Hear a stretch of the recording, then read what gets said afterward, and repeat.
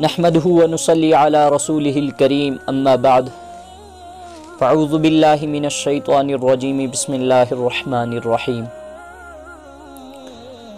فقد قال الله تبارك وتعالى في كلامه المجيد والفرقان الحميد إنا نحن نزلنا الذكر وإنا له لحافظون وقال ولا يقتلون النفس التي حرم الله إلا بالحق ولا يزنون ومن يفعل ذلك يلقى أثاما صدق اللہ مولانا العظیم۔ محترم سامعین کرام، السلام علیکم ورحمۃ اللہ وبرکاتہ۔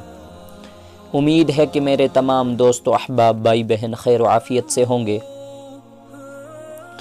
آج آپ حضرات کے سامنے حاضری کا موقع نصیب فرمایا اللہ تعالیٰ نے۔ اللہ تعالیٰ اس حاضری کو ہمارے لیے مفید بنائے اور مجھے حق کہنے کی توفیق عطا فرمائے اور ہم تمام کو اس کے اوپر عمل کرنے کی توفیق عطا فرمائے۔ بہرحال سامعین، آپ یہ تو جان ہی گئے ہوں گے کہ ہماری حاضری کا مقصد کیا ہے، کہ میں نے آپ کے سامنے قرآن کریم کی ایک آیت تلاوت کی ہے جس کے اندر اللہ تعالیٰ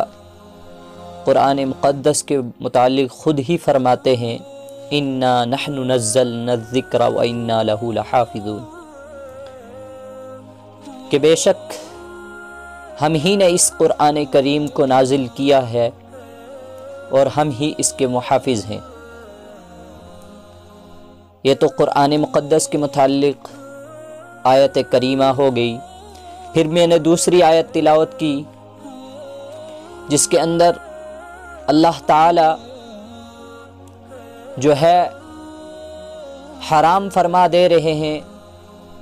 کسی کی جان کو ناحق مارنا، کہ اللہ تعالیٰ قرآن کریم میں فرماتے ہیں وَلَا يَقْتُلُونَ النَّفْسَ الَّتِي حَرَّمَ اللَّهُ إِلَّا بِالْحَقِّ وَلَا يَزْنُونَ، کہ مت قتل کرو ان لوگوں کو جن کو اللہ تعالیٰ نے حرام قرار دیا ہے، الا بالحق، مگر حق پر، ولا یزنون، اور وہ جو حق پر ہوتے ہیں وہ زنا نہیں کرتے، ومن یفعل ذلک یلقى اثاما، اور جو آدمی ایسا کرے گا یعنی ناحق کسی کو قتل کرے گا، زنا کرے گا، تو اللہ تعالیٰ فرماتے ہیں پھر اس کو میرے عذاب سے ضرور بھی ضرور سامنا کرنا پڑے گا، اس کا سابقہ میرے عذاب سے ہوگا۔ تو آج دیکھیے ہر طرف سوشل میڈیا پر جو ہے ایک بدنام زمانہ شخص، زندیق، شیطان صفت، دجال صفت انسان جس کا نام وسیم ہے، کہ نہ تو اس کو میں اس کے سر نیم سے پکاروں گا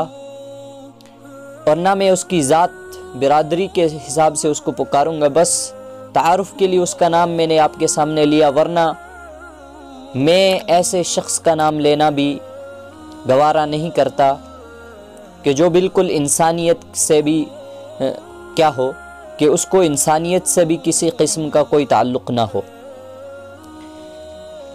کہ یقیناً ایسے لوگ فتنہ پرور ہوتے ہیں، ان کا کام ہی فتنہ اٹھانا ہوتا ہے، اور نہ ان کا کوئی مذہب ہوتا ہے، نہ کوئی ان کی شخصیت ہوتی ہے، نہ ان کا کوئی تعارف ہوتا ہے۔ اگر ان کا تعارف کہیں کیا جاتا ہے، کروایا جاتا ہے، تو برے القاب کے ساتھ، ان کے اصل کارناموں کے ساتھ۔ بہرحال میں سب سے پہلے اس شخص کا تعارف کروا دوں، اس شیطان دجال صفت انسان کا تعارف کروا دوں کہ جس کا نام وسیم ہے۔ حالیہ اس نے ایک بیان دیا اور اس نے سپریم کورٹ کے اندر ایک جو ہے PIL دائر کی ہے، کہ جس کے اندر اس نے کہا کہ قرآن مقدس کی 26 آیات ایسی ہیں جو ٹیررزم کو جو ہے بڑھاوا دیتی ہیں، جن کے ذریعے سے دہشت گردی پھیلتی ہے، تو ان کو قرآن مقدس سے کیا کر دیا جائے؟ ہاں، ریموو کر دیا جائے، یعنی ان کو ختم کر دیا جائے، نکال دیا جائے۔ جیسے قرآن مقدس جو ہے کوئی معمولی کتاب ہے، حالانکہ اللہ تعالیٰ نے اس سے پہلے بھی کئی ایسے دجال صفت شیطانوں کو جو ہے زمین میں گاڑ دیا اپنے عذاب کے ذریعے سے، کوئی نہیں باقی رہا۔ اللہ تعالیٰ نے ہر اس شیطان کو زمین میں جو ہے اس کے ساتھ اور اس کی مثال کو پوری اس دنیا کے سامنے عبرت کے لیے رکھتے ہوئے اس کو ایسا عذاب، دردناک عذاب دیا کہ رہتی دنیا تک ان کا نام لینے والے آج بھی ہیں اور رہیں گے۔ بہرحال تو یہ پہلے شیعہ وقف بورڈ کا کیا تھا، چیئرمین تھا، پھر اس کے اوپر بہت سارے جو ہے لوٹ کھسوٹ کے جو ہے الزام لگے جو واقعی حق تھے، پھر اس کو وہاں سے نکال پھینکا گیا، اور آج یہ اپنا تعارف شیعہ کہہ کر کرواتا ہے، مگر حقیقت میں شیعہ علماء نے بھی اس کو جو ہے اپنے اعتبار سے فتویٰ لگا کر اس کو خارج از اسلام قرار دیا ہے۔ دیکھیے اس میں ایک بات آئی کہ یہ شیعہ ہے۔ اب دیکھیے اس کے متعلق میں مختصر سے الفاظ میں ایک وضاحت پیش کروں گا کہ ہم شیعہ لوگوں کے متعلق کیا عقیدہ رکھتے ہیں، اس کے حوالے سے میں آپ کے سامنے بات کروں گا کہ دیکھیے اہل تشیع حضرات جو ہیں ان میں بھی سب کے سب ایسے نہیں ہیں جن کو ہم کافر کہتے ہیں یا جن کے اوپر ہمارے فتویٰ جاری ہوتے ہیں، ہمارے علماء جن کے اوپر فتویٰ لگا کر ان کو کافر قرار دیتے ہیں، وہ سب کے سب نہیں ہوتے۔ ہم ان لوگوں کے اوپر جو ہے کفر کے فتویٰ ہماری طرف سے لگائے جاتے ہیں، ہم ان لوگوں کو کافر سمجھتے ہیں جو یقینی طور پر اسی قسم کی جو ہے ذہنیت کے حامل ہوتے ہیں کہ وہ صحابہ کو گالیاں دیتے ہیں، وہ قرآن کریم کو، جیسا کہ اس شیطان صفت آدمی نے کہا کہ اس کے اندر جو ہے نبی اکرم صلی اللہ علیہ وسلم کے بعد آنے والے خلیفاؤں نے کیا کیا کہ اس قرآن کریم کے اندر تحریف کی، یعنی کہ اس کو بدلا۔ تو اگر اس قسم کا عقیدہ کوئی بھی رکھتا ہے تو یقیناً ہمارے نزدیک کیا اس کو قرآن کریم ہی خود کیا کرتا ہے کہ کافر قرار دے رہا ہے۔ ہم اس کے متعلق کچھ بھی کہنے سے جو ہے ہم کتراتے نہیں ہیں، ہم ڈنکے کی چوٹ پر ایسے لوگوں کو کیا کہتے ہیں کہ وہ کافر ہیں۔ یقیناً جو اللہ تعالیٰ کے اوپر بھی بہتان باندھتا ہے، یہ اللہ تعالیٰ کے اوپر بہتان ہے، یہ اللہ تعالیٰ کے متعلق الزام تراشی ہے کہ جب خود قرآن کریم میں اللہ تعالیٰ فرما چکے ہیں کہ میرا کلام ہے اور میں اس کو کبھی بھی تبدیل نہیں ہونے دوں گا کیونکہ میں ہی اس کا محافظ ہوں۔ ہاں، تو پھر اس کے بعد دیکھیے یہ شیطان صفت آدمی پھر آگے چل کر اس نے ایک اپنے جو ہے مخصوص جو اس کی اپنے سوشل میڈیا ہینڈل سے، پلیٹ فارم سے، ان کے اوپر سے اکاؤنٹ سے ہیں، اس کے اوپر اس نے ایک بات کی ہے اور اعلان کیا کہ آئندہ ایک ویب سیریز لانچ کرنے والا ہے، جو ہے اس کو آگے لے کر آنے والا ہے، جس کے اندر حضرت عائشہ رضی اللہ عنہا کا ایک کردار دکھایا گیا ہے، اور یقیناً ان میں کچھ لوگ حضرت اما عائشہ، اما حفصہ رضی اللہ عنہا جو پوری امت کی بالاتفاق مائیں ہیں جو ہے، تو ان کے متعلق بھی یہ بہتان بازی کرتے ہیں۔ اگر اس قسم کا کوئی بھی آدمی ہے ہم اس کو یقیناً زندیق چھوڑ کر اس کو شیطان کہتے ہیں، اس کو ہم انسانیت سے بھی باہر کا نام اگر کوئی ہوگا تو وہ دیتے ہیں۔ بس ہمارا یہ ہے، باقی ہمارا کوئی شیعہ حضرات کے ساتھ کوئی اختلاف نہیں ہے۔ اگر وہ حد سے زیادہ اہل بیت کے متعلق عقیدت رکھتے ہیں، ان کی عزت احترام میں وہ حد سے زیادہ تجاوز کرتے ہیں تو ہمیں اس سے کوئی اعتراض نہیں ہے۔ وہ حضرت علی رضی اللہ عنہ کو اپنا خلیفہ مانے، امام حسین رضی اللہ عنہ کو خلیفہ مانے، یزید کو گالیاں دے، حسن رضی اللہ عنہ کو اپنا خلیفہ مانے، اگر وہ جو ہے معاویہ رضی اللہ عنہ کو نہیں مانتے پر گالیاں بھی نہیں دیتے تو یقیناً اس کو ہم قبول کرتے ہیں کہ کرنے دیں، ان کا تعلق جو ہے انہی کی ذات سے ہے۔ اگر وہ اس قسم کی زبان استعمال کرتے ہیں کہ وہ خلفائے راشدین کے متعلق ان چند اہل بیت کی عقیدت میں خلفائے راشدین کو گالیاں دیتے ہیں، تو یقیناً وہ کافر ہیں۔ بس اس کے بعد میں اس بحث کو زیادہ لمبا نہیں کرنا چاہتا۔ اور جو ہے بعض لوگ چونکہ ہمارے بریلوی حضرات بھی رضوی لگاتے ہیں، تو بعض لوگ اس کو رضوی کی وجہ سے یہ سمجھتے ہیں کہ یہ بریلوی ہے، مگر ایسا نہیں ہے کہ یہ امام موسیٰ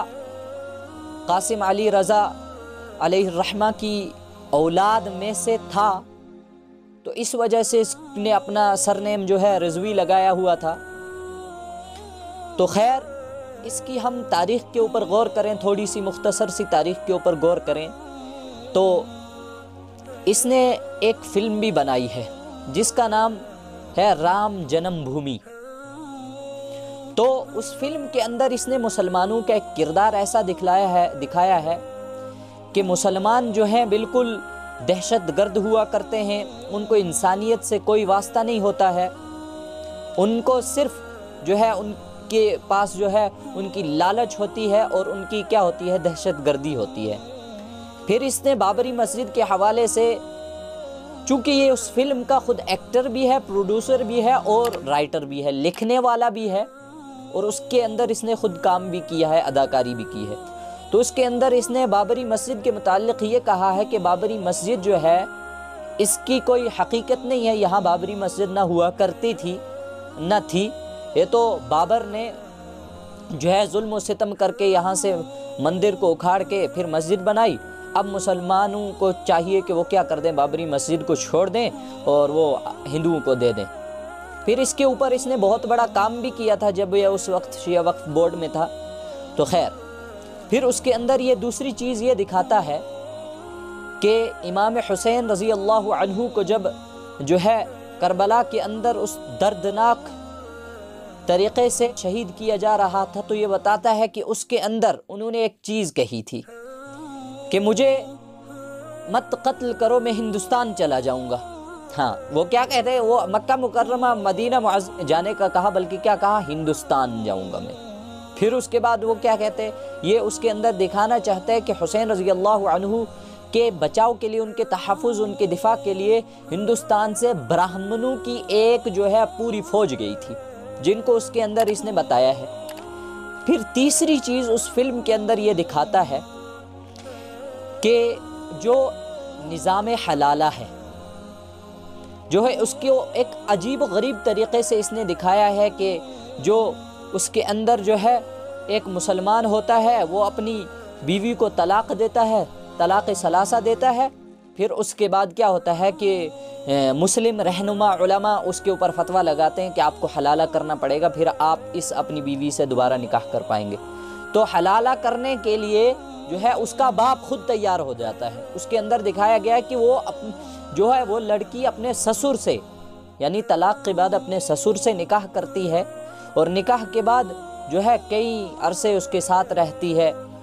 ایک حلالہ نظام کا جو ہے بالکل عجیب و غریب قسم کا یہ لوگوں کو دکھایا گیا ہے۔ اس کے اندر یہ دکھانا چاہ رہا تھا کہ نظام حلالہ ایسا ہے، حالانکہ جو ہے اللہ تعالیٰ نے کچھ رشتوں کے اندر حرمت ابدی جو ہے ہمارے اوپر لازم کی ہے، فرض کی ہے کہ ہم کسی بھی ایسے محرمات رشتوں کے درمیان میں نکاح نہیں کر سکتے، نہ کروا سکتے ہیں جن کے متعلق اللہ تعالیٰ نے حرمت ابدی نازل کی ہے۔ وہ حرمت کیا ہے کہ جس طریقے سے باپ بیٹی کے ساتھ نکاح نہیں کر سکتا، بیٹا ماں کے ساتھ نکاح نہیں کر سکتا، اسی طریقے سے طلاق ہو یا جس طریقے سے بھی ہو، جو ہے بہو اپنے جو ہے سسر کے ساتھ نکاح نہیں کر سکتی، چاہے وہ کتنے ہی مردوں کے ساتھ دوبارہ نکاح کر لے، مگر وہ دوبارہ سسر سے نکاح نہیں کر سکتی، کیونکہ وہ یہ حرمت ابدی میں سے آتا ہے۔ تو خیر دیکھیے، اس طریقے سے انہوں نے پوری وہ فلم کے اندر دکھایا مسلمانوں کا ایک بہت عجیب و غریب دہشت گردانہ کردار جو ہے اس نے دکھایا۔ خیر، تو یہ کافی عرصے سے ایسا ہی کرتا آ رہا ہے، اور یہ بالکل ایک جو ہے سوچی سمجھی سازش کے تحت، منصوبے کے تحت یہ کام کر رہا ہے،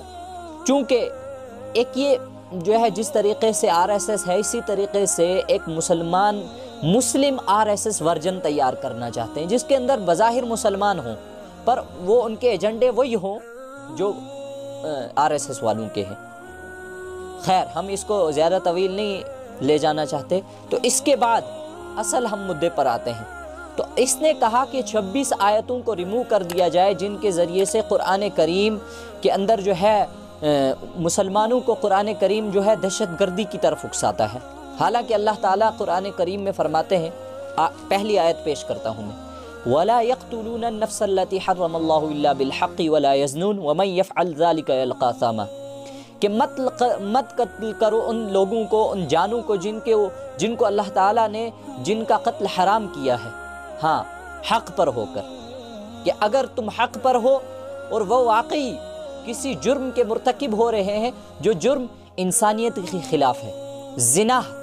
چوری، ناحق قتل کر رہے ہیں، تو پھر ان کو قتل کیا جائے گا۔ اور وَمَن يَفْعَلْ ذَلِكَ يَلْقَى أَثَامًا، ان کا یہی انجام ہے کہ جب وہ قتل کریں گے، ناحق جو ہے فتنہ پروری کی کام کریں گے، وہ انسانیت کے خلاف کام کریں گے، تو ان کو قتل کیا جائے گا، ان کا سابقہ اللہ تعالیٰ کے عذاب سے ایسے ہی پڑے گا۔ قرآن کریم میں اگلی جگہ جہاں ہو سکتا ہے اس نے اس آیت پر بھی اعتراض کیا ہو، اللہ تعالیٰ قرآن کریم میں فرماتے ہیں أُذِنَ لِلَّذِينَ يُقَاتَلُونَهُمْ بِأَنَّهُمْ ظُلِمُوا، کیا فرمایا کہ اللہ تعالیٰ اس آیت کے اندر کیا فرماتے ہیں کہ امت کو جو ہے جہاد کا حکم فرماتے ہیں، اور کیوں حکم فرماتے ہیں تو میں اس کی تفسیر آپ کے سامنے رکھوں۔ أُذِنَ لِلَّذِينَ يُقَاتَلُونَهُمْ بِأَنَّهُمْ ظُلِمُوا، کہ ان لوگوں کو اجازت دی گئی ہے جن سے لڑائی کی جاتی ہے، اس وجہ سے کہ ان پر ظلم کیا گیا ہے۔ کیوں اللہ تعالیٰ جو ہے جہاد کا حکم فرماتے ہیں یا جہاد کی اجازت دیتے ہیں؟ کیونکہ وہ لوگ فتنہ پروری کرتے ہیں، دوسروں سے لڑائیاں کرتے ہیں، اور کن کی وجہ سے ہم نے جہاد کرنا ہے، تلوار اٹھانی ہے یا جو بھی ہے، کہ مظلوموں کی طرف سے، مظلوموں کو ظلم سے جو ہے بچانے کے لیے اللہ تعالیٰ ہمیں فرماتے ہیں کہ تم کیا کرو کہ ان لوگوں سے لڑائی کرو۔ ہاں، پھر فرمایا وَأَنَّ اللَّهَ عَلَى نَصْرِهِمْ لَقَدِيرٌ، اور بلا شبہ اللہ تعالیٰ ان کے غالب کر دینے پر پوری قدرت رکھتے ہیں، کہ اللہ تعالیٰ اس کے اندر تمہاری مدد فرمائیں گے۔ جب یہ کام ہم اس طریقے سے کریں گے کہ حق پر ہو کر جہاد کریں گے، تبھی اللہ تعالیٰ فرماتے ہیں کہ میں تمہیں نصرت عطا کروں گا، میں تمہیں اپنی مدد سے جو ہے مدد اپنی شامل حال کروں گا۔ تو اگر ہم بغیر کسی کام کے تلوار اٹھا لیں یا جہاد کرنے لگ جائیں تو اللہ تعالیٰ اس کے اندر ہماری نصرت نہیں کریں گے، بلکہ ہمیں تباہ و برباد کر دیں گے۔ کیوں فرمائے الذین اخرجوا من دیارہم بغیر حق الا ان یقولوا ربنا اللہ ولولا دفع اللہ، پھر اللہ تعالیٰ اس کی وجہ بیان فرماتے ہیں کہ کیوں ان لوگوں کے ساتھ جہاد کیا جائے، کہ جو اپنے گھروں سے بے وجہ نکالے گئے، محض اتنی بات پر کہ وہ یوں کہتے تھے کہ ہمارا رب اللہ ہے، جیسے آج کل ہوتا ہے۔ دیکھیے پوری تاریخ کو آپ جو اٹھا کر مطالعہ کریں گے، کہیں بھی مسلمانوں کے اوپر یہ جو ہے جرم عائد نہیں کیا جا سکتا، کہ مسلمانوں کے اوپر کسی قسم کا بھی یہ الزام نہیں لگایا جا سکتا کہ کبھی بھی مسلمانوں نے جو ہے ظلم کیا ہو یا ناحق کسی کو قتل کیا ہو، چاہے وہ کتنے ہی بڑے معرکے جنگ رہے ہوں، کبھی بھی مسلمانوں نے ناحق قتل نہیں کیے۔ جو ہے ہمارے تاریخ کے اندر جو اکابرین ہمارے گزرے ہیں، سلطان ہمارے بادشاہ، مسلمان بادشاہ گزرے ہیں، انہوں نے جس طریقے سے حکومت کی ہے اس کے متعلق انہی کے لوگ کہتے ہیں، اور وہ یہی لوگ کیا کہ اس کا ثبوت دیتے ہیں، اس کی گواہیاں دیتے ہیں کہ مسلمانوں نے آج تک کسی کے اوپر ظلم نہیں کیا ہے۔ ہمارے ہندوستان کے جو ہے فریڈم ہیرو جو رہے ہیں وہ گاندھی جی رہے ہیں۔ بہرحال تو وہ اپنی کتاب کے اندر جو ہے لکھتے ہیں، وہ لوگوں کو کہا کرتے تھے کہ یقیناً اگر کبھی رام راج رہا ہوگا تو عمر رضی اللہ عنہ کے دور میں رہا ہوگا، اس سے پہلے اور اس سے بعد کا وہ کہیں بھی ذکر نہیں کرتے، جیسا کہ انہوں نے پڑھا تھا کہ یقیناً اس وقت میں رام راج رہا ہوگا عمر رضی اللہ عنہ کے دور میں، اور اس وقت جو ہے کسی قسم کا بھی ظلم نہیں کیا گیا تھا، حضرت عمر رضی اللہ عنہ نے کسی کے اوپر بھی ظلم نہیں کیا تھا۔ تو خیر میں اس آیت پر آتا ہوں، کیا فرماتے ہیں اللہ تعالیٰ کہ ان کو کس وجہ سے ان کے لیے ان کی طرف سے جو ہے لڑائی کی جائے، جہاد کیا جائے، کہ ان کو لوگ بلا وجہ گھروں سے نکال دیتے ہیں، اس وجہ سے کہ ان کے اوپر کیا کیا جاتا ہے کہ وہ اللہ کا نام لیوا ہیں۔ جیسے کہ ہمارے سامنے آج سے کچھ برس کچھ مہینے پہلے ہم دیکھیں بلا وجہ دہلی کے اندر ایک فساد کیا گیا۔ جو لوگ ہمیں فسادی کہتے ہیں، جو لوگ ہمیں دہشت گرد کہتے ہیں، انہی نے یہ فساد کیا کہ مسلمانوں کو بلا وجہ گلوں سے نکال دیا۔ اب یقیناً اللہ تعالیٰ اس کے متعلق ہمیں حکم دیتے ہیں کہ تم جہاد کرو، پر مسلمانوں کو اس طریقے سے اگر جہاد کا حکم ہوتا تو یقیناً اس وقت ان میں سے کوئی بھی بچتا نہیں، مگر اللہ تعالیٰ نے اس کے بعد کچھ قوانین بھی ارشاد فرمائے ہیں۔ کیا فرمایا؟ وَلَوْلَا دَفْعُ اللَّهِ النَّاسَ بَعْضَهُمْ بِبَعْضٍ لَهُدِّمَتْ صَوَامِعُ وَبِيعٌ وَصَلَوَاتٌ وَمَسَاجِدُ يُذْكَرُ فِيهَا اسْمُ اللَّهِ كَثِيرًا وَلَا يَنصُرَنَّ اللَّهَ مَن يَنصُرُهُ إِنَّ اللَّهَ لَقَوِيٌّ عَزِيزٌ۔ کیا فرماتے ہیں اللہ تعالیٰ قرآن کریم کے اندر؟ وَلَوْلَا دَفْعُ اللَّهِ النَّاسِ بَعْضَهُمْ، کیا کہ جو اپنے گھروں سے نکالے، اگر یہ بات نہ ہوتی کہ اللہ تعالیٰ لوگوں کو ایک دوسرے سے زور نہ گٹاتا رہتا، تو نصارہ کے خلوت خانے اور عبادت خانے اور یہود کے عبادت خانے اور مسجدیں جن میں اللہ کا نام بکثرت لیا جاتا ہے وہ سب منہدم ہو گئے ہوتے۔ اور بے شک اللہ تعالیٰ اس کی مدد کرے گا جو اللہ کی مدد کرے گا، بے شک اللہ تعالیٰ قوت والا، غلبہ والا ہے۔ کہ اس کے اندر اللہ تعالیٰ فرماتے ہیں کہ یہ کیوں ہوتا ہے، یہ جہاد کا حکم کیوں ہے؟ تاکہ اس کے ذریعے سے اللہ تعالیٰ جو ہے ظالموں کو غارت کرتے ہیں۔ اگر ایسا نہیں ہوتا تو یقیناً ظلم زیادہ پھیلتا، اور نہ نصارہ کے جو ہے خلوت خانے، نہ عیسائیوں کے جو ہے گرجا گھر، اور نہ مسجدیں رہتی، اور نہ یہودیوں کے جو ہے عبادت معبد خانے رہتے جہاں معبد باقی رہتے۔ اس تمام کے تمام کو مسمار کر دیا جاتا، یہ لوگ مسمار کر دیتے۔ تو اللہ تعالیٰ اسی وجہ سے جہاد کا حکم فرماتے ہیں کہ جہاد دو فوجوں کے درمیان میں ہوتا ہے، اور یقیناً ایک حق پر ہوتی ہے، ایک ناحق پر ہوتی ہے۔ تو اللہ تعالیٰ حق کے ذریعے سے جو ہے اس جو ہے باطل کو اسی طریقے سے غارت کر کے ختم کر دیتے ہیں۔ یہ اللہ تعالیٰ کی حکمت عملی ہے، ورنہ یوں تو اللہ تعالیٰ وَلَا يَقْتُلُونَ النَّفْسَ الَّتِي حَرَّمَ اللَّهُ إِلَّا بِالْحَقِّ، کہ اللہ تعالیٰ کسی کو بھی حکم نہیں دیتے کہ تم ناحق کسی کا قتل کرو۔ پورے قرآن کریم کو اٹھا لیا جائے اور حدیث کے بے شمار ذخیرے بڑے پڑے ہیں، خزانے بھرے پڑے ہیں، جس کے اندر اللہ تعالیٰ نے جو ہے انسانی جو ہے ناحق انسانی قتل کو حرام قرار دیا ہے۔ ہاں، کہ اللہ تعالیٰ کسی جگہ بھی ہمیں حکم نہیں دیتے، نہ حدیث میں آتا ہے کہ ہمیں حکم کیا گیا ہے کہ تم قتل کرو۔ ناحق قتل کرنے کے اوپر اللہ تعالیٰ سخت وعیدیں اتارتے ہیں کہ اللہ تعالیٰ جو ہے لعنت فرماتے ہیں ان لوگوں کے اوپر جو ناحق قتل کرتے ہیں۔ تو یقیناً دیکھیے کہ یہ کس قسم کی سازش کی جاتی ہے۔ تو ہمارا لائحہ عمل کیا رہے گا اس کے متعلق؟ ہمیں کیا کرنا ہے کہ ہمیں قرآن کریم کو زیادہ سے زیادہ تلاوت کرنی ہے، اس کے تفسیر معانی کو پڑھنا ہے، اس کو سمجھنا ہے، اس کے ذریعے سے انقلاب لانے کی کوشش کرنی ہے۔ جب ہم ایسا کریں گے تو اللہ تعالیٰ یقیناً ہمارے مددگار جو ہے ہوں گے، ہمیشہ ہماری مدد فرمائیں گے۔ تو اللہ تعالیٰ ہمیں کہنے سننے سے زیادہ عمل کی توفیق عطا فرمائے۔ اللہ تعالیٰ ایسے دجال صفت لوگوں کو غارت کر کے ان کو عبرت کا نشان بنائے آنے والی نسلوں کے لیے، کہ کوئی بھی آدمی ایسا کرنے سے پہلے 1000 بار سوچے کہ مجھے اس قسم کی گناہی حرکت کرنے سے پہلے 1000 بار سوچنا چاہیے، کہیں مجھے اللہ تعالیٰ عبرت کا نشان نہ بنا دے، تباہ و برباد نہ کر دے۔ اللہ تعالیٰ عمل کی توفیق عطا فرمائے۔ وآخر دعوانا الحمد للہ رب العالمین وما توفیقی الا باللہ۔